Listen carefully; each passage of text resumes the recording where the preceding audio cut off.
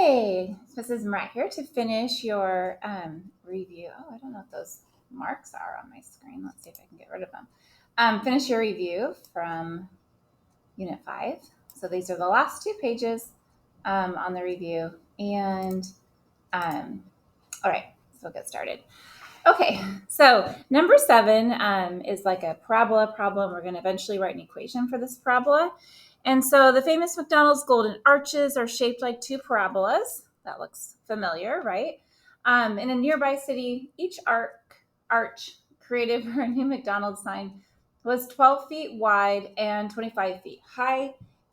We're going to label the 3 points on the graph, modeling one of the golden arches, so half of the big M, and then find a quadratic function M that models the arch height. So if we know that half of it, this part of it, is 12 feet wide, then this is going to be, and also like this happens to be labeled on the axes, so we can even tell this is 0, 0, and this is 12, 0, since it's 12 feet wide.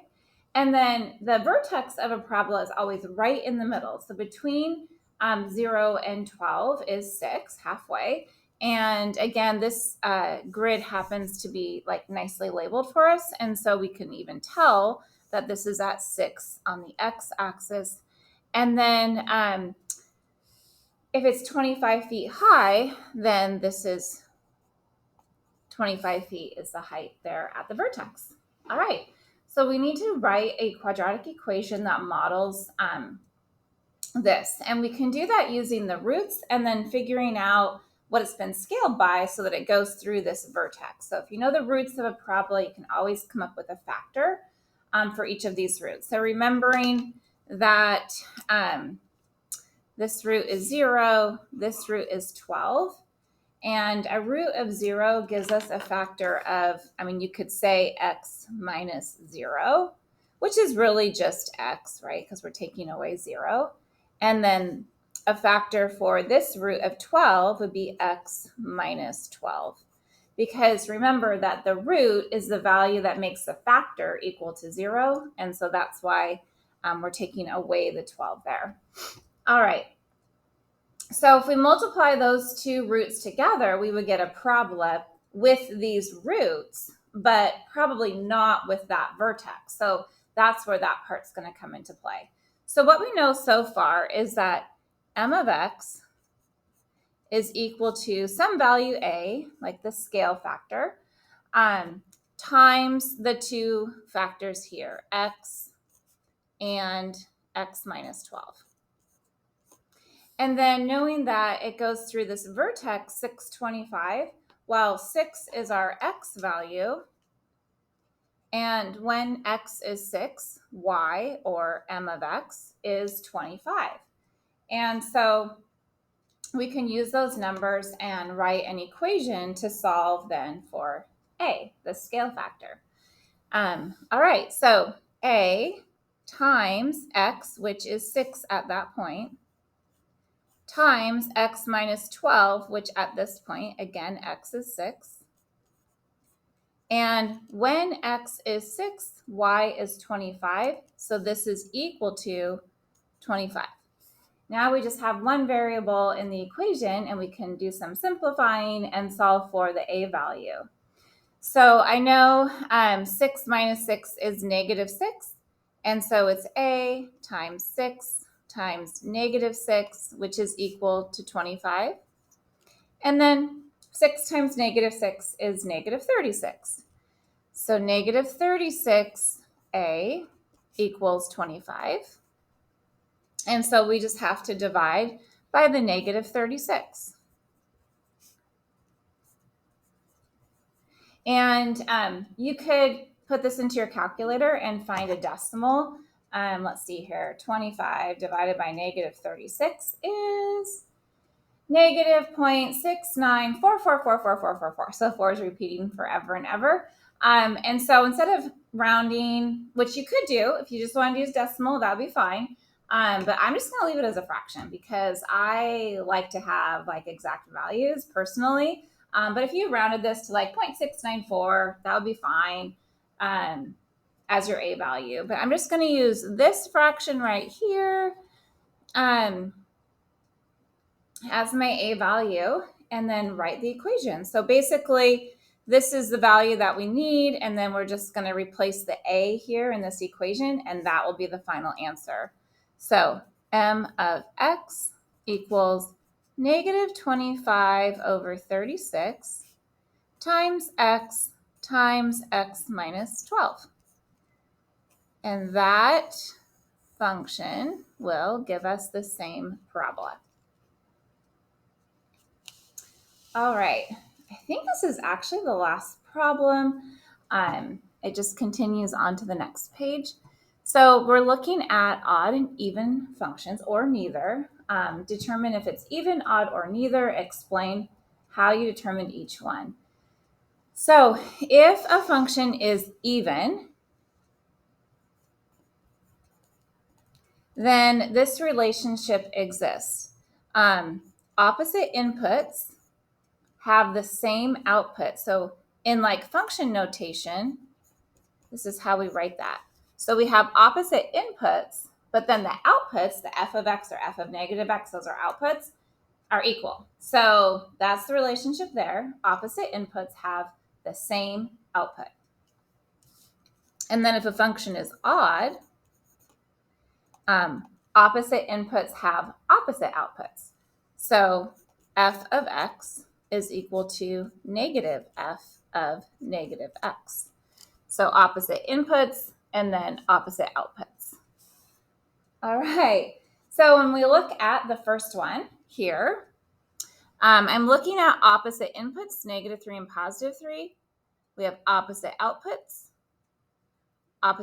again, opposite outputs again, and then 0, 0. Like 0 is not positive or negative, so 0, 0 is A-okay. All right, so it looks like opposite inputs have opposite outputs, so this would be odd. When we have an equation, this gets a little bit harder. We're getting up to like that level 4 thinking and performance.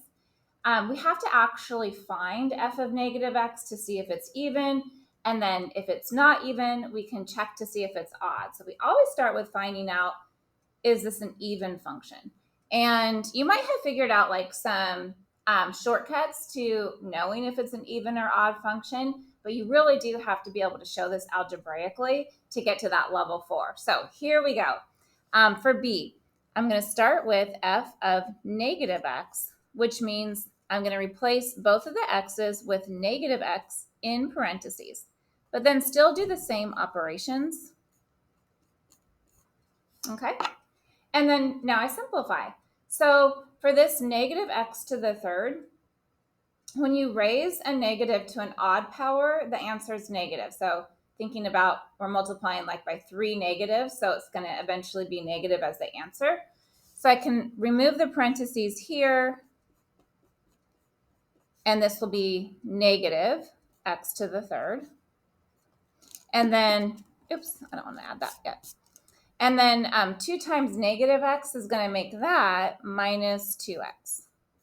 Okay, so this is what we're looking for. If this were an even function, these would be the same.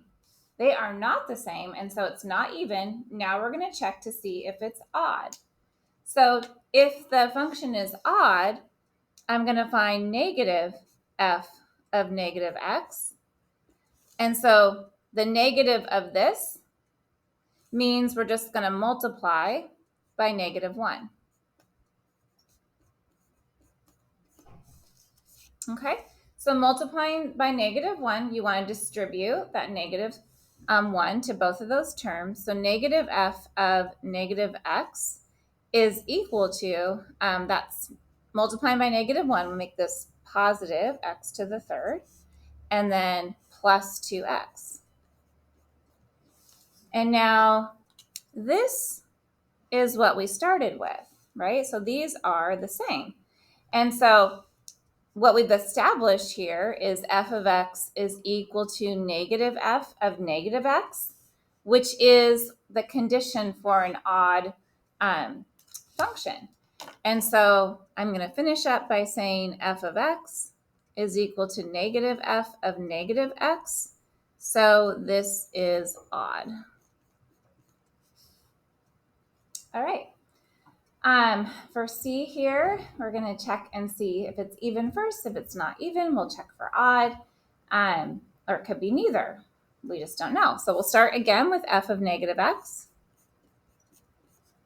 So that's going to be negative x to the fourth minus 4 times negative x squared minus 6.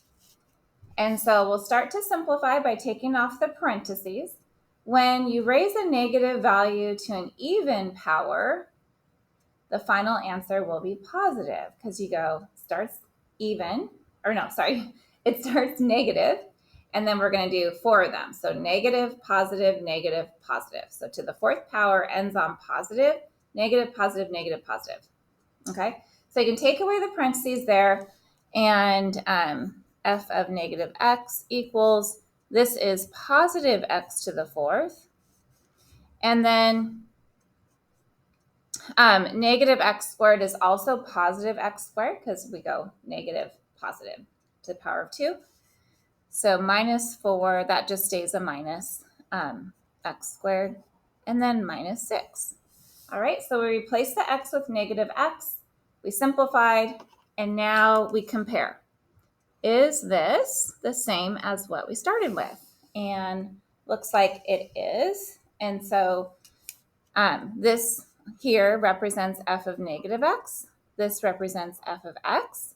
That's the relationship you have to establish in order to determine that a function is even. And so I can finish this saying f of x is equal to f of negative x. And so this is even.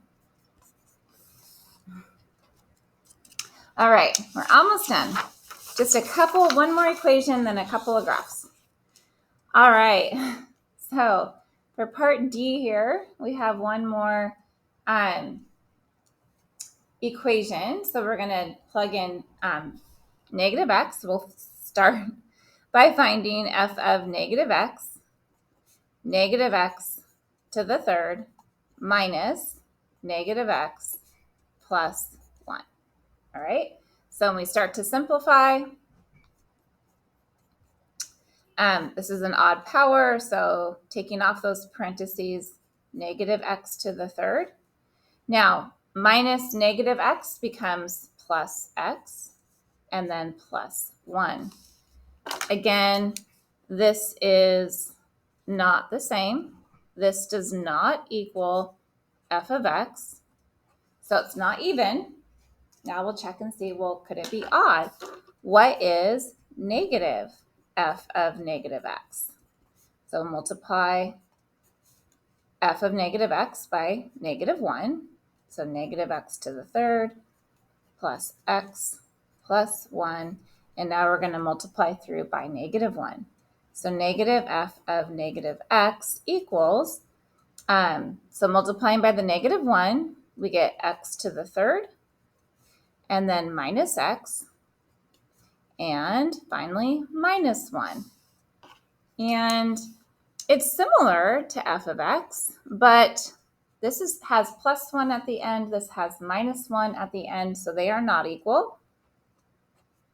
So both f of negative x and negative f of negative x do not equal f of x. So our final answer on part D is this is neither, because it's not even, because this is true, and then it's not odd because this is true. Okay. All right, the graphs. The graphs are a little bit easier. You want to have a really good explanation, though, explain as well as possible, so you can really show that you understand even and odd functions. So E, to begin with, I already know it's neither, and I know it's neither because it doesn't reflect over the x or the y axis. Like I can't go, oh, reflect it over here and then reflect it over here. It will end up over here and not be the same. That means it's not odd. To be even, it has to be able to reflect over just the y-axis and then map onto itself. So if I reflect this over the y-axis, it's going to be an entirely different function. So it's not even, and then reflecting over the y and the x, still an entirely different function. So it is also not odd. So this one is neither. And you could just state that it doesn't reflect over the x or y axis.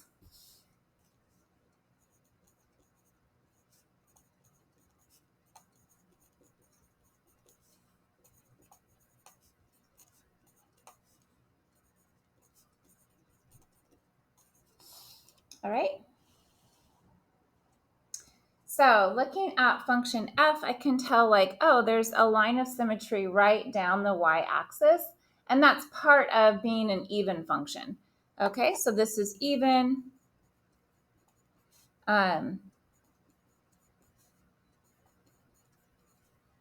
Reflects over the y-axis. And then you could just pick a couple of points and show. They're kind of hard to read on here, but this point right here is at 1, 0. And this one here is at negative 1, 0. And so that's one set of points you could talk about. Maybe, let's see here. I don't know, they just are really kind of teeny tiny points, but I don't know, this one looks pretty good. That set of points right there. So this looks like negative 2, negative 4. And then this over here is 2, 4. And so we're kind of showing like that relationship about even functions. Opposite inputs have the same output. So I've shown some of those pairs of inputs, opposite inputs, and their outputs. And I might state next. Also, opposite inputs have the same outputs.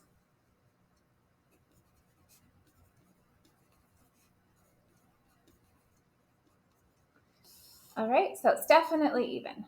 And then G, again, just kind of by looking at it, if we reflected this part over to here, it would, kind of look like that. And then if we reflect it, it's not the best little sketch, but if we reflect it then over the x-axis, it would map right onto here. And then same thing here, if we reflected this part over this y-axis and then reflected it up over the x-axis, it would map onto this part of the function. So that's what it means to be an odd function. So this is odd. And we can say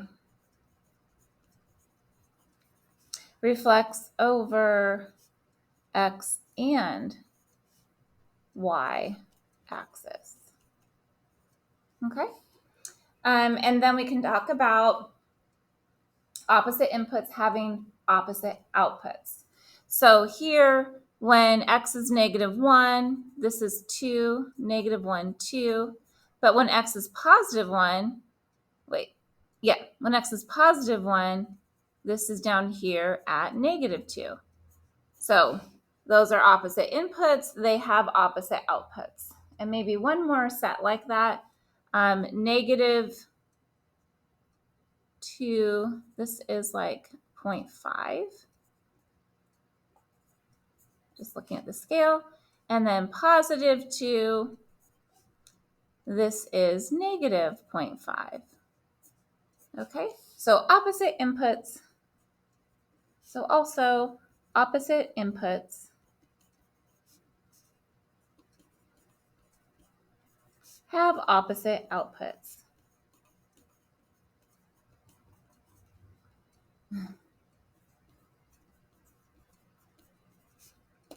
All right, so that's the end of your test review. And that's it. Good luck. I hope you do well.